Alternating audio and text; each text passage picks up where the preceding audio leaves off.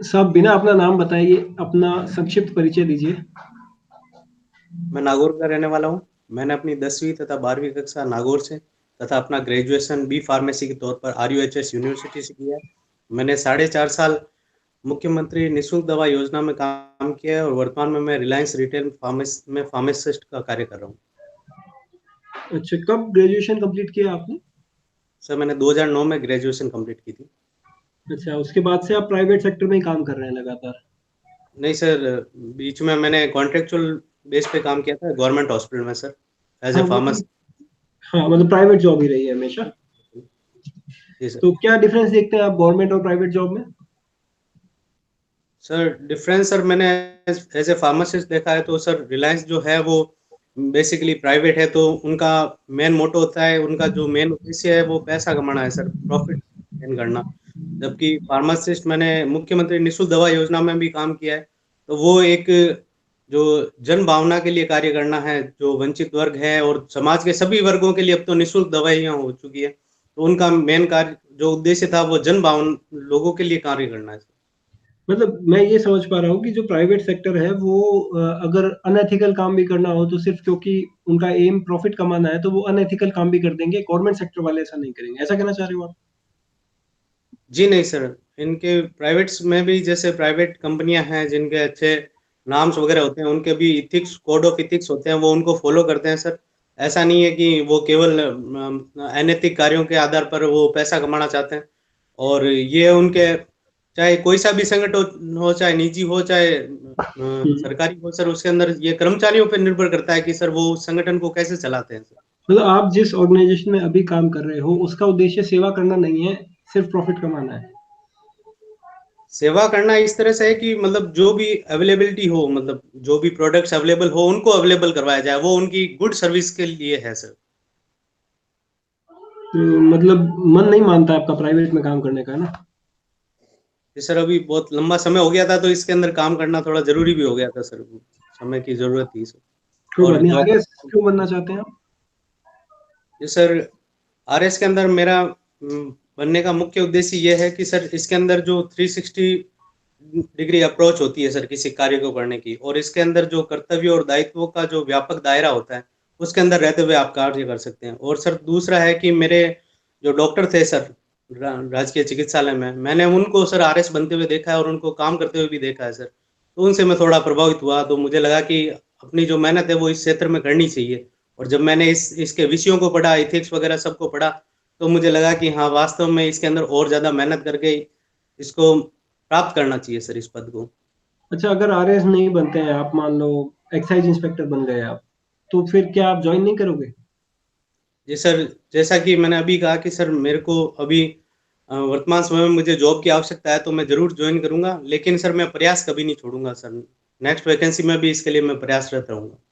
आपने कहा कि आपने जो पढ़ाई की उसमें एथिक्स वगैरह जैसे सब्जेक्ट पढ़े, आपने क्या पढ़ा एथिक्स में, आपने जो आपको प्रेरित किया, जिसने आपको? जी सर, सत्यनिष्ठा है, आप पढ़ सक सत्यनिष्ठा है, कर्तव्य निष्ठा है, तटस्थता है, इन सभी के बारे में मैंने पढ़ा है सर। तो वो मुझे लगता है कि सर कहीं न कहीं सहानुभूति, समानुभूति, इन सब चीज़ों को मैंने पढ़ा है सर। तो ये चीजें तो प्राइवेट सेक्टर में भी उतनी ही मतलब यूजफुल रहेंगी ना? नहीं सर, प्राइवेट सेक्टर का सर जैसे मेन मोटो ही सर उनके जो है प्रॉफिट कमाना होता है सर। कार्य आप कर सकते हैं, लेकिन सर ये पद ऐसा है, राजस्थान का सर्वोच्च पद है सर। इसके पास आपके, इसके अंदर आपके लिए बहुत सारे अधिकार और कर्तव्य होते हैं सर। आप अपने जी। जो भी, अगर आपको लगता है कि आपको वास्तव में जन सेवा करनी चाहिए तो उसके लिए एक बहुत बड़ा प्लेटफॉर्म है सर ये। मतलब आप सेवा के उद्देश्य से ही आरएएस बनना चाहते हैं मतलब? सेवा है सर, बहुत सारे आपके जो अधिकार मिलते हैं सर उनको मतलब पूर्ण रूप से उपयोग करने के आधार पर भी किया जा सकता है सर इसका।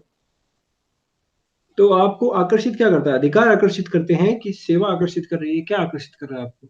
या जो सोशल स्टेटस है वो आकर्षित कर रहा है?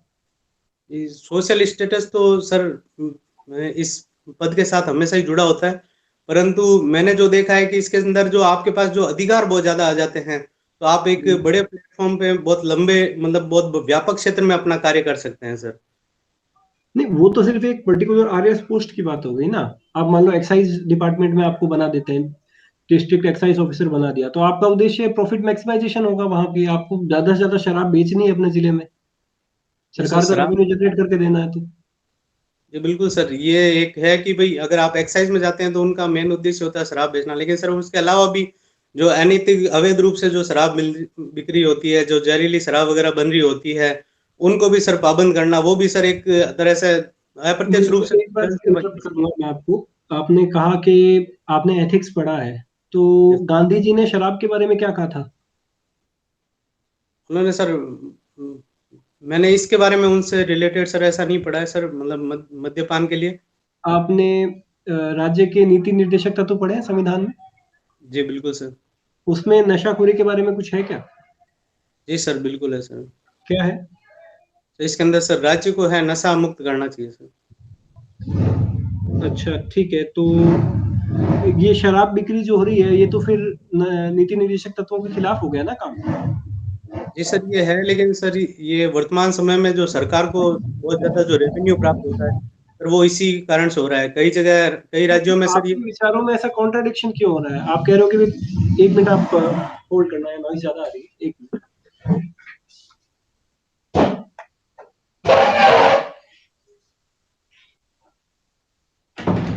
हाँ दीपेंद्र जी, मैं ये कह रहा था कि आपने कहा कि प्राइवेट सेक्टर का उद्देश्य प्रॉफिट कमाना होता है, राइट? जी सर।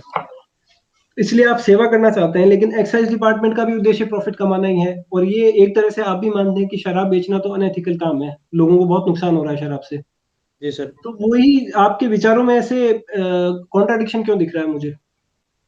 सर मेरे विचारों में नहीं है सर, ये तो सर राज्य की नीतियां होती है सर। कई राज्यों ने बंद कर रखा है, शराबबंदी बंद कर रखी है, तो वहां पे सर बंद है। और कई राज्यों में सर शराबबंदी चल रही है, तो सर राज्य सरकार की नीतियों पर निर्भर करता है कि वो शराबबंदी को लागू रखना चाहते हैं या बंद करना चाहते हैं सर।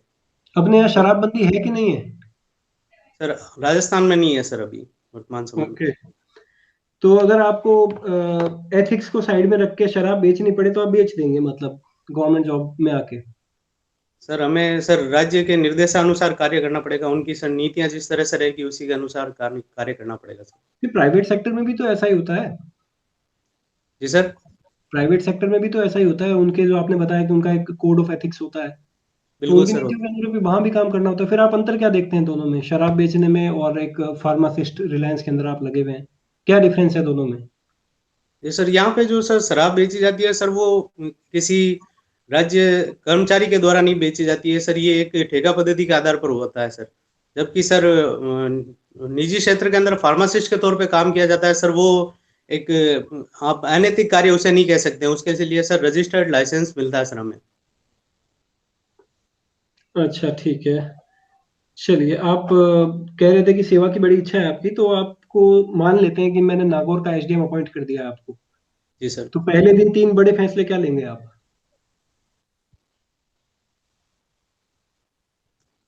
सर सबसे पहले इसके अंदर जो है, जो भी सरकार की जो भी नीतियां वगैरह होगी सर, वहां पे सर कहाँ कौन कौन सी नीतियां हैं वो लागू की जा रही है केंद्र और राज्य सरकार की तरफ से, कौन से कार्यक्रम योजनाएं वगैरह हैं, वो किन कारण से सर धरातल पे नहीं पहुंच पाए हैं, कहाँ पे कमियां रह रही है, इनको जानना और सर अपने सीनियर्स और जूनियर्स के सहयोग से सर उनका क्रियान्वयन करना सर, ये मेरा मुख्य उद्देश्य रहेगा। बिल्कुल, मुझे तो आप 3 पर्टिकुलर एरियाज बता दीजिए कि इस एरिया में ये काम, क्योंकि आप नागौर के निवासी हैं, जी आपको वहाँ सर। की समस्याएं पता होंगी कि क्या है, इतने सालों से किस समस्या से नागौर जूझ रहा है।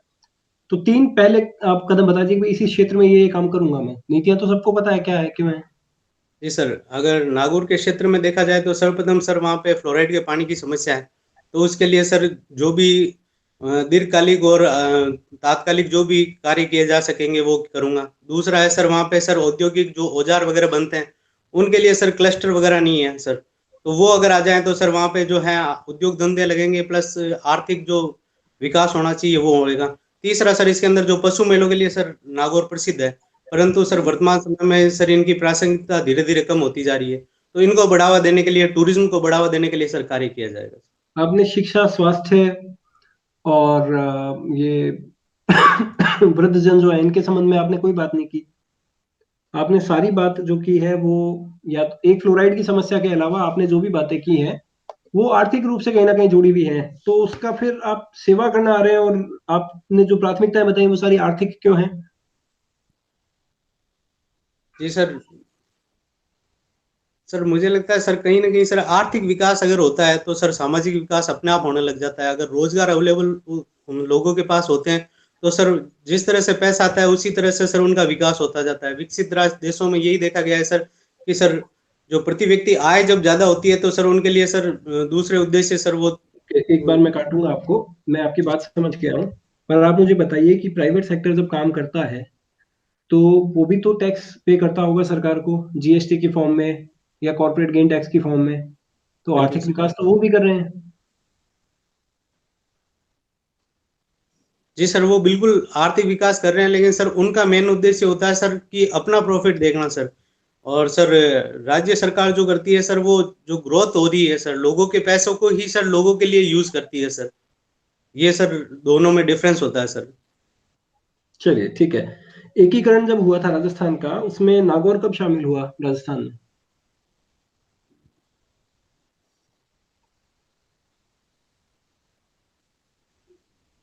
माफ़ कीजिएगा सर, मुझे आंकड़े याद नहीं है सर थोड़ा-सा। कोई बात नहीं, ये मतिरेक राड क्या है? ये शब्द बड़ा सुनने में आता है। जी सर, ये 1544 के अंदर हुआ था सर, ये जो है अ, नागौर के अमर सिंह जी के बीच में और बीकानेर के कर्ण सिंह जी के बीच में हुआ था सर, ये युद्ध हुआ था सर, मतीरे के बेल को लेके सर। क्या कहानी थी? क्यों युद्ध हो गया? सर ये जो मदिरे के बेल के फल को लेके सर इनमें युद्ध हुआ था सर, उस जो बाद में सीमा विवाद के तौर पर हुआ था सर। शुरुआत तो इसके फल से हुई थी, लेकिन ये सीमा विवाद के तौर पे सर ये वो युद्ध। मतीरा उगा कौन-सी जगह था और वो पड़ा कौन-सी जगह था? ये बताइए। सर ये शायद मैं कन्फर्म नहीं हूँ सर इसके बारे में सर। कोई बात मैंने नहीं। सिर्फ इतना पढ़ा है कि सर ये युद्ध हुआ था इसी की। अभी जो बजट आया था अभी जो, उसमें नागौर के बारे में क्या किया है सरकार ने? कोई विशेष घोषणा की है क्या? माफ़ी चाहूँगा सर, मैंने ध्यान नागौर के लिए संदर्भ में नहीं पढ़ा सर अभी बजट को सर कोई विशेष। बात नहीं। नागौर की साक्षरता के आंकड़े कुछ पता है आपको कि क्या स्थिति है? जी सर, नागौर की साक्षरता सर 67% के करीब है और जिसमें 77% पुरुष और 42% के 52% महिलाएं हैं सर साक्षरता। ओके, तो आप महिला साक्षरता को कैसे इम्प्रूव कर सकते हो? जी सर, महिला साक्षरता को सर सबसे सर्वप्रथम जो सरकार जो प्रयास कर रही है सर, जो बालिका शिक्षा को बढ़ावा देने के लिए सर जो योजनाएं चला रही है सर, जैसे अभी वर्तमान बजट के अंदर भी था सर, पहली से लेकर 10वीं 8वीं तक की कक्षा की पुस्तकें और छठी से लेकर 10वीं तक की जो है गणवेश है सर, वो निःशुल्क दिया जाएगा सर। इस तरह से है। दूसरा है सर जो नामांकन प्रक्रिया बढ़ाई जा सकती है और सर जो इंग्लिश मीडियम स्कूलों का भी प्रावधान किया जा रहा है सर। और सर ये तो ओवरऑल मतलब इन जनरल शिक्षा बढ़ाने के लिए हो गया ना। 8वीं तक तो पुरुष बच्चों को भी मिलेगा, वो महिलाओं को भी मिलेंगे कपड़े। महिला साक्षरता बढ़ाने के लिए सरकार के क्या प्रयास हैं? कोई 2-3 प्रयास बता सकते हैं आप? जी सर, गार्गी पुरस्कार दिया जा रहा है सर। हुँ।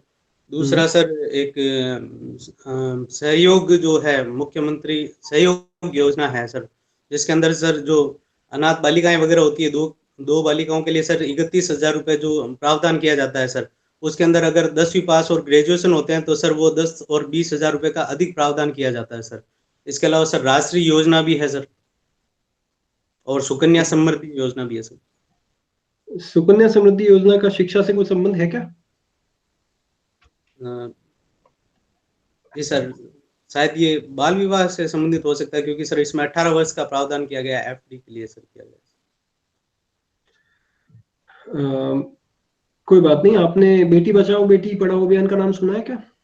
जी सर, बेटी बचाओ बेटी पढ़ाओ का नाम सुना है आपने? बिल्कुल सर, बिल्कुल। क्या है ये? ये सर ये लिंग अनुपात को बढ़ावा देने के लिए और सर महिलाओं बालिकाओं की शिक्षा के लिए सर किया गया था सर। क्या किया था इसमें? कोई प्रावधान बताएँगे आप? माफ़ कीजिएगा सर, मुझे अभी याद नहीं आ रहा है।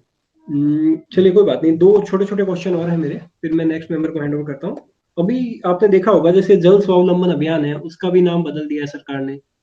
ग्लोबल राजस्थान एग्रीटेक मीट ग्राम जो प्रोग्राम हुआ करता था, ग्राम का भी नाम चेंज कर दिया है। अटल सेवा केंद्र का भी नाम चेंज कर दिया है। तो इसके पीछे क्या कारण देखते हैं आप? जी सर, ये हमेशा जब भी सरकार जब परिवर्तित होती है सर किसी भी राज्य के अंदर, तो सर वो अपने जो नीतियाँ जो होती है वो अपने जो पुराने नेता हैं जो बड़े नेता हैं उनके नाम के आधार पर की जाती है सर। योजनाओं का नाम बदल दिया जाता है, जबकि सर लेकिन सर नाम बदलने से सर कुछ नहीं होता। वर्तमान उनके जो उद्देश्य होते हैं सर वो सेम ही रहते हैं, कि वो समान रहते हैं, कि लोगों के लिए जो है हम्म। विकास के कार्य किए जाएँ सर। सभी का उद्देश्य यही रहता है सर। नहीं तो नाम क्यों बदलते हैं, मैं यही तो जानना चाह रहा हूँ। नाम सर अपने जो अपनी सरकार है उसको सर लोगों तक पहुँचाने के लिए, कि सर हमारी सरकार जो है इस तरह से कार्य कर रही है, तो उसके आधार पर किए जाते हैं सर थोड़े बहुत। अच्छा, मतलब पब्लिसिटी स्टंट हो गया एक तरह का ना। जी सर, और दूसरा पब्लिसिटी स्टंट नहीं कह सकते सर, इनके जो बड़े नेता होते हैं जैसे, तो उनके उनको सर लोगों से परिचित करवाने के लिए, उनके जो है महत्व बताने के लिए भी सर किया जाता है सर। इसको सर हम पब्लिसिटी स्टंट नहीं कह सकते सर। अच्छा, मतलब अपने नेताओं का ही प्रचार प्रसार कर रहे हैं ना, जो उनके बड़े नेता थे उनके बारे में थोड़ी बड़े जान। नेता सर, बड़े नेता नहीं सर, उनके जो महत्वपूर्ण पद होते हैं, प्रधानमंत्री वगैरह के पदों पर जो रहते हैं, उनके नाम के आधार पर किया जाता है सर। इसी तरह का सर एक आधार बना के सर अभी नागौर के अंदर एक योजना चलाई जा रही है सर, जिसके अंदर सर जो स्कूलों की पुस्तकालयों की लाइब्रेरियां हैं, जो पुस्तकालय हैं सर, उनके नाम है जो स्वतंत्रता सेनानियों के नाम के आधार पर किए जा रहे हैं सर। नहीं वो ठीक है, मैं तो स्कीम्स की बात कर रहा हूँ। वैसे जल स्वावलंबन में कोई चेंज नहीं किया, वैसे नाम बदल दिया उसका, राजीव गांधी के नाम पर रख दिया, तो इससे क्या लाभ होगा? ये सर एक परंपरा सी बनी आ रही है सर। बाकी ऐसा कुछ वो नीतिगत प्रावधान है नहीं सर। ये चलिए, परिवर्तित सरकार अपने मेरा नाम से। मेरा आखिरी क्वेश्चन है आपसे ये। आज का न्यूज़पेपर पढ़ा होगा आपने? जी सर बिल्कुल। ये पुलिस क्यों बदनाम हो रही है? पिछले 4-5 दिनों से पुलिस के बारे में बहुत कुछ लिखा जा रहा है, क्या कारण है? जी सर, ये पुलिस के अंदर सर जो है क्राइम, जो बढ़ता अपराध है, महिलाओं के प्रति जो अपराध बढ़ रहा है सर, उसके आधार पर सर वर्तमान समय में जो राजस्थान पुलिस की है वो छवि खराब होती जा रही है सर। हम्म। तो क्या कारण देखते हैं आप इसका, और ये अभी अचानक से क्यों आ गए इतने केसेस? सर अभी सर वर्तमान में सर जो बड़े केस हाईलाइट होते हैं उसकी वजह से आ रहे हैं सर। और जो है पुलिस का जो है उसमें जो पुलिस प्रशासन के अंदर या पुलिस जो है उनकी सर जो ट्रेनिंग वगैरह है सर उसके अंदर, और जो नैतिक शिक्षा है उनको बढ़ावा दिया जाना चाहिए सर। वर्तमान समय में जिस तरह से आ रहे हैं भ्रष्टाचार है, और जो महिलाओं के प्रति अपराध बढ़ रहे हैं, उनके प्रति सर जो अनुसंधान है वो सही ढंग से नहीं हो पा रहे हैं, उनकी रिपोर्ट नहीं लिखी जा रही है, तो सर इनके लिए सर एक ट्रेनिंग प्रोग्राम सर जो समय समय पर चलाया जाना चाहिए सर, वो मुझे लगता है चलाया जाना चाहिए। मतलब आपको लगता है कि महिलाएं अभी सुरक्षित नहीं है अपने राज्य में ना?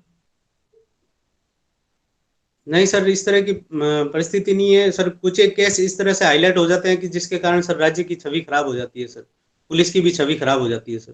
अच्छा, मुझे इतना बताइए कि ये केसेस अभी हाईलाइट में आ गए इसलिए ज्यादा अब चर्चा में है, या फिर ये मतलब ऐसे केसेस लगातार हो रहे हैं, अभी ज्यादा मीडिया उनको हाईलाइट करके दिखा रहा है? ये सर मीडिया ज्यादा हाईलाइट नहीं कर रहा सर। जो लोग जो हैं अपने अधिकारों के प्रति अब सर जागरूक हो रहे हैं, जितने धीरे धीरे शिक्षा का जिस तरह से प्रचार प्रसार हो रहा है सर, मतलब लोग। महिलाओं का शोषण तो हमेशा से ही होता आ रहा है, अभी लोग जागरूक हो गए तो ये मामले सामने आने लग गए, ऐसा कहना चाह जी सर, आजकल कुछ एक मीडिया का भी प्रभाव पड़ रहा है सर, जो सोशल मीडिया पे सर जिस तरह से ओटीटी प्लेटफॉर्म आ रहे हैं, और सर जैसे मोबाइल का प्रचलन बढ़ रहा है सर, अश्लीलता वगैरह बढ़ रही है। और सर अभी हालिया सुप्रीम कोर्ट का एक वो वक्तव्य था कि महिलाओं को जो है एक उपभोग की वस्तु मानना बंद करे सर लोग, जिस तरह से इनका प्रस्तुतिकरण किया जाता है जो है सोशल मीडिया प्लेटफॉर्म पे, ओटीटी मीडिया मतलब ये प्लेटफॉर्म। ओटीटी प्लेटफॉर्म की वजह से पुलिस वालों का कैरेक्टर खराब हो रहा है? पुलिस वालों का नहीं सर, समाज के अंदर सर एक इस तरह से सर अश्लीलता को बढ़ावा दिया जा रहा है सर। तो इस पर कोई रूल्स रेगुलेशन है नहीं क्या सरकार की ओटीटी प्लेटफॉर्म्स पर? जी सर, अभी हालिया कुछ दिनों पहले ही सर इसके अंदर जो दिशा निर्देश जारी किए गए हैं सर, उन्हें अभी कानून का रूप देना बाकी है सर। अभी अच्छा, दिशा उसके बाद चीजें निर्देश। कंट्रोल में आ जाएंगी है ना? जी सर। उसके बाद चीजें नियंत्रण में आ जाएंगी थोड़ी, है ना? सर इन सोशल मीडिया प्लेटफॉर्म्स और ओटीटी को जरूर नियंत्रण किया जाएगा सर। दूसरा है सर जो हमारा जो नहीं, शिक्षा मेरा प्रणाली प्रश्न है। ये है कि ये ओटीटी प्लेटफॉर्म्स पर जैसे गाइडलाइंस आ गई, जैसे ये इम्प्लीमेंट होगी तो महिलाओं की स्थिति थोड़ी सुधर जाएगी, है ना? नहीं सर, इसके साथ साथ सर हमें सामाजिक रूप से, पारिवारिक रूप से भी प्रयास करने पड़ेंगे सर। समाज के अंदर जो है कि अपने घर से सर ये शुरुआत करनी पड़ेगी सभी चीज़ों की सर। महिलाओं के प्रति सम्मान वगैरह है वो बढ़ाना करना, और समाज में सर महिलाओं को जो है वो एक प्रतिष्ठित जो है उनके बारे में बताया जाना सर। ये जब तक सर समाज खुद नहीं बदलेगा तब तक सर इन चीजों को सर केवल सरकार और कानून और नियमों के आधार पर नहीं बदला जा सकता सर। चलिए बहुत बढ़िया, नेक्स्ट मेंबर आ जाइए प्लीज। हेलो, नमस्ते सर। नमस्ते दीपेंद्र जी। नमस्ते सर। हाँ, अच्छा, आप सेंट पॉल्स स्कूल से पढ़े हुए हो? जी सर। सेंट पॉल्स है या सेंट पॉल है इसका नाम? सेंट पॉल है सर ये। अच्छा, एक मैं ये देख रहा था, ये जो आपने अभी अपना वो सीवी डाला था, तो इसमें आपका नाम आपने ही लिखा था क्या? जी सर। तो दीपेंद्र में दी बड़ा आता है या छोटा आता है? जी सर, ये वैसे बड़ा ही आता है, लेकिन सर ये मैंने जो शुरू से सर 10th की मार्कशीट से लिखा हुआ था वही चल रहा है सर ये। अच्छा, 10th में मतलब हिंदी में लिखा हुआ आपके? हिंदी में भी लिखा हुआ था सर, वही चल रहा है सर वो नाम। उसके बाद में सर ने लिखा था। नहीं, हमारे टाइम तो एक्चुअली क्या हिंदी में लिखा नहीं जाता था, अंग्रेजी में ही लिखा जाता था। कब से शुरू किया है हिंदी में लिखा जाना? ये सर पता नहीं सर, मेरे को 2000 में की थी तब सर हिंदी में लिखा हुआ था सर। चलो ठीक है। अच्छा, आप ये बताइए, बी फार्मा और एक डी फार्मा भी होता है, तो इनमें क्या अंतर होता है बेसिकली? जी सर, डी फार्मा होता है sir diploma in pharmacy, B pharma होता है सर बैचलर इन फार्मेसी। दोनों के अंदर डिफरेंस होता है सर, लेकिन सर समानता ये होती है कि सर दोनों ही कोर्स करने के बाद में आप रजिस्टर्ड फार्मासिस्ट हो जाते हैं सर। जो चाहिए फार्मेसी काउंसिल ऑफ इंडिया से आप रजिस्टर्ड फार्मासिस्ट हो जाते हैं सर। अच्छा, तो अभी स्वास्थ्य को लेकर के सरकार वैसे ही बहुत चिंतित है, और हमें स्वास्थ्य के क्षेत्र में अच्छे विशेषज्ञों की आवश्यकता है। तो आपने बी फार्मा किया हुआ है, तो आपको तो स्वास्थ्य क्षेत्र में वैसे भी आप तो सेवा करने के लिए ही आ रहे होंगे, तो क्यों ना आप स्वास्थ्य के रूप में अपनी बेहतर, आपने स्किल भी जो है वो डेवलप किया है और काफ़ी सारी चीज़ें सीखी भी है, और इस क्षेत्र में आप बेहतर कर सकते हो, क्यों ना आप इसमें आगे बढ़ जाते हो बजाय आरएस के? जी सर, बिल्कुल ये एक विकल्प के तौर पर सर मेरे पास रह सकता है। और एस फार्मासिस्ट सर अभी वर्तमान में कोरोना महामारी और वैक्सीन प्रोडक्शन के रूप में सर फार्मासिस्ट ही सर सबसे आगे बढ़ के कार्य कर रहे हैं सर, वो भी है।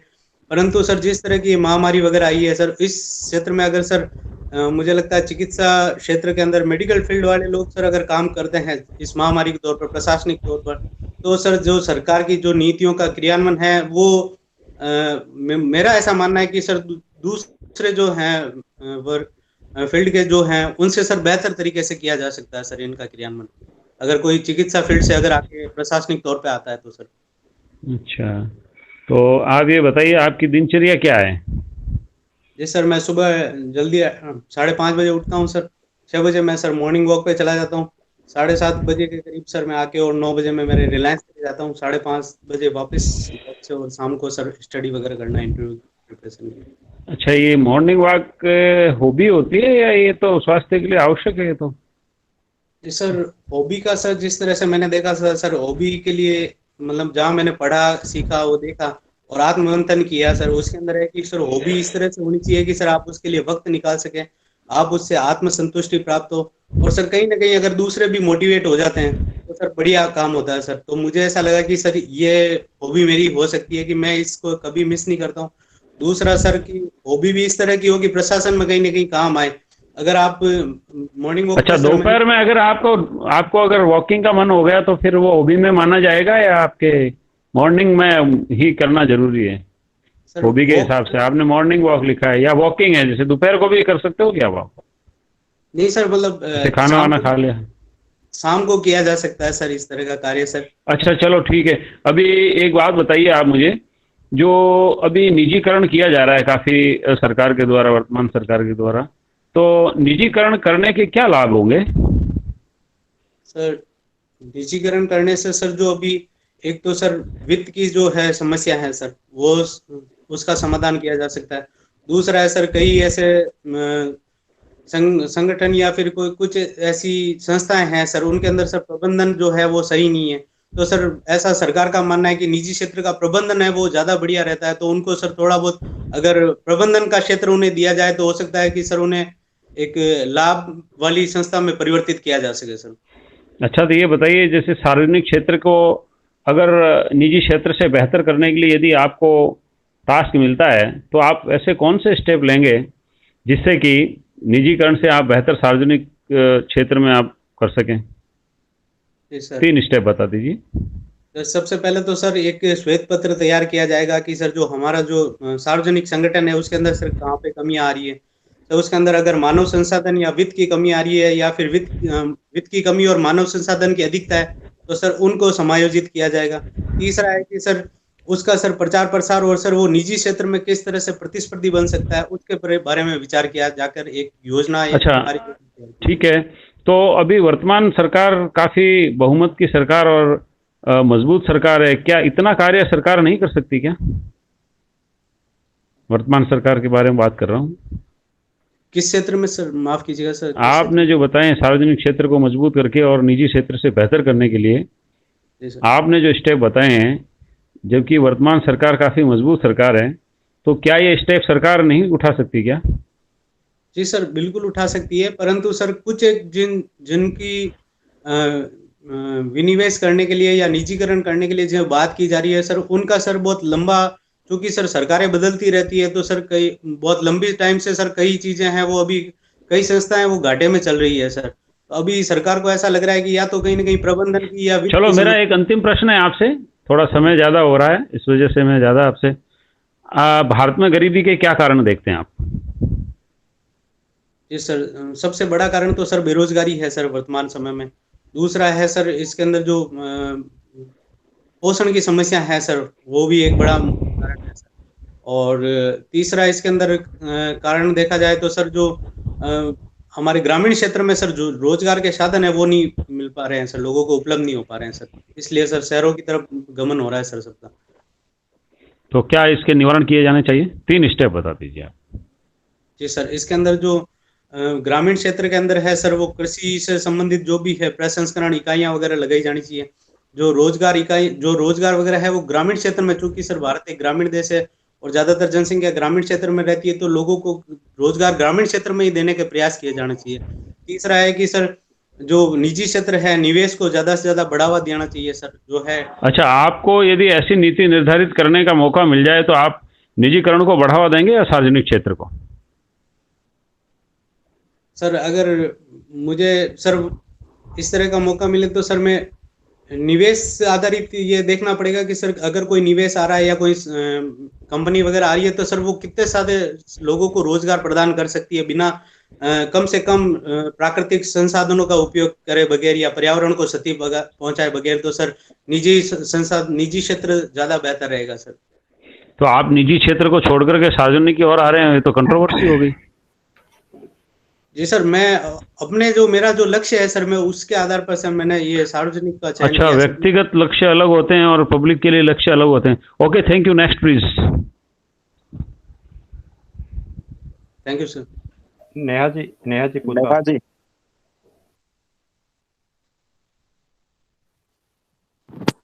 जी नमस्ते सर। नमस्ते मैम। दीपेंद्र जी, मेरा क्वेश्चन आपसे ये है कि आप स्वास्थ्य विभाग में हैं, जी बिल्कुल। तो अभी जो बजट में घोषणा हुई है उसमें, और नागौर से भी हैं आप, तो नागौर के लिए बजट में क्या आया है स्वास्थ्य के लिए?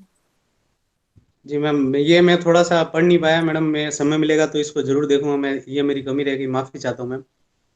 चलिए ठीक है, कोई बात नहीं। आप निशुल्क जांच और दवा केंद्र में हैं, तो आप बता सकेंगे कि अभी कितनी निशुल्क जांच और दवाएं हैं और नई जी कौन सी मैम, ऐड हुई है? जी बिल्कुल मैम, मैंने निःशुल्क दवा योजना में काम किया है मैम, 4.5 साल के करीब। तो उसके अंदर सर अभी मैडम वर्तमान में 713 जो है दवाइयाँ वगैरह दी जा रही है उसके अंदर निःशुल्क में। और निशुल्क जांच में? निःशुल्क जांच में मैडम मुझे अभी उसकी जांच कितनी जांच हो रही है उसका मुझे आइडिया नहीं है मैम, माफी चाहूँगा। अच्छा, कौन कौन सी जो नई दवाएं ऐड हुई है उसमें आपको पता है कि कौन कौन से स्पेसिफिक बीमारियों के लिए नई दवाएं ऐड हुई है? जी माफी चाहूँगा मैम, मुझे नहीं पता मैम, अभी वर्तमान में नहीं पता। चलिए ठीक है, कोई बात नहीं। अच्छा, एक टर्म आती है बायोलॉजिकल सुपरमार्केट, क्या आपने सुना है इसके बारे में? बायोलॉजी नहीं मैम, मैंने नहीं सुना मैम। चलिए, आप साइंस बैकग्राउंड से हैं, बी फार्मा किया हुआ है। एक टर्म मुझे बता दीजिएगा, किडनी ऑफ लैंडस्केप। जैसे एक तो किडनी अपनी बॉडी की होगी, एक जो अर्थ की किडनी है उसे किसको कहा जाता है, अर्थ की किडनी को? किडनी ऑफ लैंडस्केप मैम, जहाँ तक मैं याद कर पा रहा हूँ मैम, शायद ब्राजील के वर्षा वनों को कहा जाता है। नहीं, मैं आपको बता देती हूँ, जो वेटलैंड्स होते हैं उनको किडनी ऑफ लैंडस्केप कहा जाता है। आप जानते हैं वेटलैंड्स बिल्कुल मैम, किसे कहते हैं? जी मैम, जहाँ पे जो स्थलीय और जलीय सीमा मिलती है सर मैम, वो वेटलैंड होते हैं मैम। तो भारत में कितने वेटलैंड्स हैं? वेटलैंड मैम, चलिए, एग्जैक्ट नंबर राजस्थान नहीं के याद है। वेटलैंड्स राजस्थान के वेटलैंड्स बता दीजिए आप। राजस्थान के मैम 2 वेटलैंड है मैम, एक कौन कौन से? एक सांबर झील और एक केवला देवगाना मैम। इनके अलावा और कोई है? इनके अलावा मैम मुझे नहीं पता मैम, जहाँ तक मुझे 2 ही याद आ रहे हैं मैम। चलिए ठीक है, कोई बात नहीं। आपके आइडल कौन है? जी मेरे पिता मेरे आइडियल है मैम।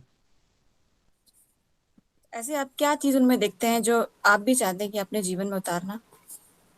जी मैम, वो मैम इस तरह की शख्सियत है उनके अंदर मैम, नेतृत्व की क्षमता है, आत्मविश्वास से भरे हुए, पारिवारिक मूल्यों से भरे हुए, अतिथि सत्कार, और पूरे परिवार को सर एक जिस तरह से माला एक सभी फूलों को एक धागा एक सभी फूलों को एक साथ बांधे रखता है, उसी तरह से वो पूरे परिवार को साथ में बांधे रखते हैं। अच्छा ठीक है। ये बताइए कि कोरोना में किस तरीके से ऐसे क्या क्या काम अपने राजस्थान गवर्नमेंट ने किए हैं जिससे कि जी वो मैम, कंट्रोल कर पाए कोरोना को? इम्पोर्टेंट आप स्टेप्स बता दीजिए कि राजस्थान गवर्नमेंट ने ऐसे क्या क्या इम्पोर्टेंट काम किए कोरोना के टाइम में उसको कंट्रोल करने के लिए। जी मैम, कोरोना काल के अंदर करीब 60 के करीब मैम जो लैब स्थापित की गई थी और आरटीपीसीआर टेस्ट किए गए थे। इसके अलावा ई संजीवनी पोर्टल, लीसा मिशन वगैरह लाया गया था। और जो है भीलवाड़ा मॉडल्स मैम, जो विश्व स्तर पर जो सराहनीय कदम था राज्य सरकार का कोरोना काल में मैम। आरटीपीसीआर क्या होता है? RTPCR ma'am reverse transcription polymerase chain reaction test होता है मैम। इसके अंदर जो है वो आरएनए के एक पार्ट को लेकर उसके रेप्लिकेशन के आधार पर सर उसको मैच किया जाता है वायरस के डीएनए से मैम। वायरस में डीएनए होता है, आरएनए होता है? वायरस मैम कोश की होता है मैम। जी प्लीज दोबारा बोलिएगा, मैं सुनाई नहीं दिया, आपका क्या आंसर है? वायरस मैम कोश की होता है मैम। नहीं, उसमें डीएनए होता है कि आरएनए होता है? मैम डीएनए को लिया जाता है। आप श्योर है कि वायरस में डीएनए होता है और कोरोना वायरस में डीएनए है? श्योर नहीं हूँ मैम, मुझे जो ये वैक्सीन बनी है, कोविशील्ड को वैक्सीन, ये किस टेक्नोलॉजी पे बनी है, आपको इसका आइडिया है? Covishield ma'am. जी, इसमें वायरस के किस पार्ट को लेकर के वैक्सीन बनाया गया है? ये मैम प्रोटीन स्पाइक प्रोटीन जो होते हैं उसको बेस्ड बना के मैम ये वैक्सीन बनाई गई है। और एमआरएनए बेस्ड वैक्सीन कौन सी हैं? मॉडर्ना की जो और फाइजर की जो वैक्सीन है वो एमआरएनए बेस्ड है मैम, जो अमेरिका के अंदर ठीक बनी है। है मैम। कोरोना की वैक्सीनेशन प्रोसेस में कितनी स्टेजेस है? वैक्सीनेशन मैम, जो वैक्सीन बनने के प्रोसेस में या टीकाकरण के प्रोसेस में मैम? चलिए ठीक है, अब मेरा इतना ये लास्ट सवाल था, मेरे ख्याल से भी हो गया, अभी टाइम शायद ज्यादा हो गया और भी लोगों को लेना है। ठीक है, thank you very much Dipendra ji. Thank you ma'am, thank you. आप फीडबैक दे दीजिए मैडम। फीडबैक मेरा दीपेंद्र जी आपके लिए फीडबैक ये है कि क्योंकि आप मेडिकल डिपार्टमेंट से हैं और आप वैक्सीन बहुत अच्छे से पढ़ लें, कितने टाइप्स की वैक्सीन है, एमआरएनए वैक्सीन, डीएनए वायरस में अभी जो कोरोना वायरस है उसमें एमआरएनए है, डीएनए नहीं है। जी मैम। तो ये चीजें आप जो वैक्सीन है, कोरोना वायरस का स्ट्रक्चर और निशुल्क जांच में है, आप उसमें दवा में है तो जांच भी पूछ सकते हैं। ये कुछ बेसिक आप जरूर पढ़ लीजिए, बाकी तो ठीक है, अभी इतना ज्यादा मैंने आपका लिया नहीं है, जो मैंने पूछे वो आप थोड़े से पढ़ लीजिएगा आपके डिपार्टमेंट के according. Thank you. Prakash sir. हाँ हेलो। हाँ नमस्ते सर। हेलो। नमस्ते सर। हाँ हाँ दीपेंद्र जी, हाँ, नमस्ते। एक चीज़ मैं आपको कहना चाहूँगा, थोड़ा सुधार की आपको आवश्यकता है। जी सर। जैसे आप है ना कुछ चीज़ें इस तरह की बता रहे हो जो पहले कुछ अलग दिशा में जा रही हैं, फिर कुछ अलग दिशा में, और एकदम से आमने सामने हो जाती है। ऐसी चीज़ों से आप बिल्कुल बचें। जो नहीं आ रहा है उसको आप बिल्कुल मना भी कर सकते हो, ठीक है जी नहीं? सर। जैसे जहाँ तक मेरा हो सकता है हिंदी में शुरू कर दिया हो, लेकिन मुझे नहीं लगता कि अंग्रेजी के अलावा किसी भाषा में लिखा जाता है मार्कशीट पे राजस्थान बोर्ड की, तो मुझे नहीं लगता है।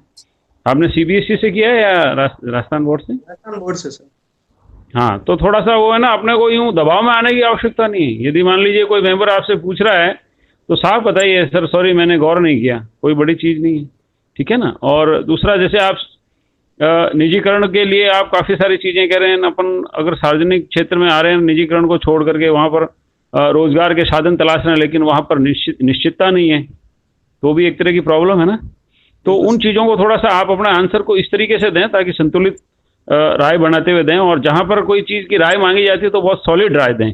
बीच का रास्ता कई बार क्या होता है कि भारी पड़ जाता है।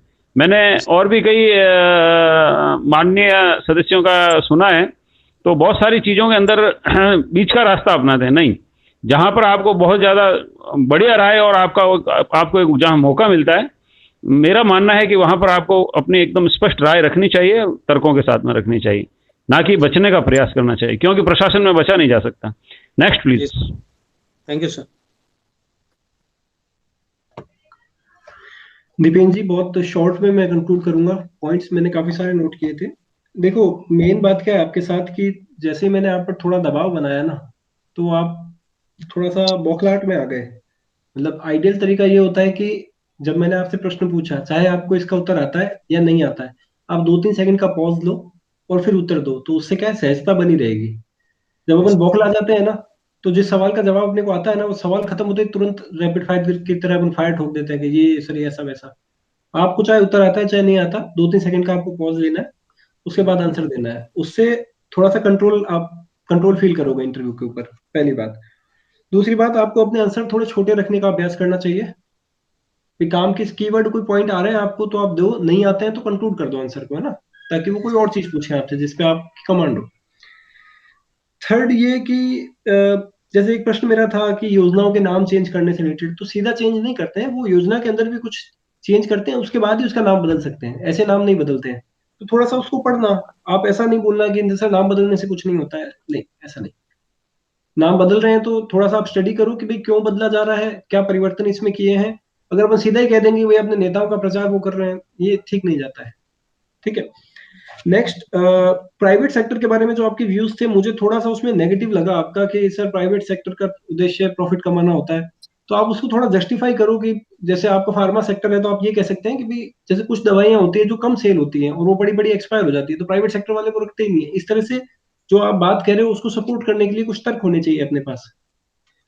नेक्स्ट, एक चीज मैंने देखी, जैसे सुकन्या समृद्धि योजना में आपने कहा कि सर ये बाल विवाद से संबंधित हो सकता है क्योंकि इसमें 18 साल की एज का जिक्र है। तुक्का नहीं मारना है, पूछ लो कि सर मुझे श्योर तो नहीं हूँ, आप कहो तो एक अनुमान लगा सकता हूँ मैं, अगर सामने वाला परमिशन दे तो आप बता दो। जी ठीक बिल्कुल। है। और ठीक है, थोड़ा बाकी प्रकाश जी ने बता ही दिया कि आपके जो थे फाइनेंस से और मतलब वो जो इश्यूज थे कि कॉन्ट्राडिक्शन जो हो रहा था उससे आपको बचना चाहिए। और एक ये जो पुलिस की छवि खराब होने वाली, एक जगह आपने बोल दिया कि सर इससे पुलिस की छवि खराब हो जाती है, ऐसा नहीं बोलना है सर। एक आध कोई केस अपवाद स्वरूप में देखने को मिलते हैं, एक दो कभी ज्यादा भी मिल जाते हैं, पर ये अच्छा है कि ऐसे मामले सामने आ रहे हैं तो हम इनको रोकने के लिए कुछ प्रयास कर सकते हैं। जी सर। और ठीक है, एक जो आपका आरएस में आने का पर्पज है ना, सेवा वाला, थोड़ा सा आप इसको और बेटर आंसर तैयार करोगे तो अच्छा है, अदरवाइज फंसा देंगे आपको। Okay sir. ठीक है, मेरी तरफ से इतना ही है। और कोई मेंबर या राहुल जी कुछ देना चाहेंगे? थोड़ा सा क्या है कि 10 मिनट लेट हो गया शेड्यूल, तो आगे वाला इंटरव्यू को उसी हिसाब से ठीक है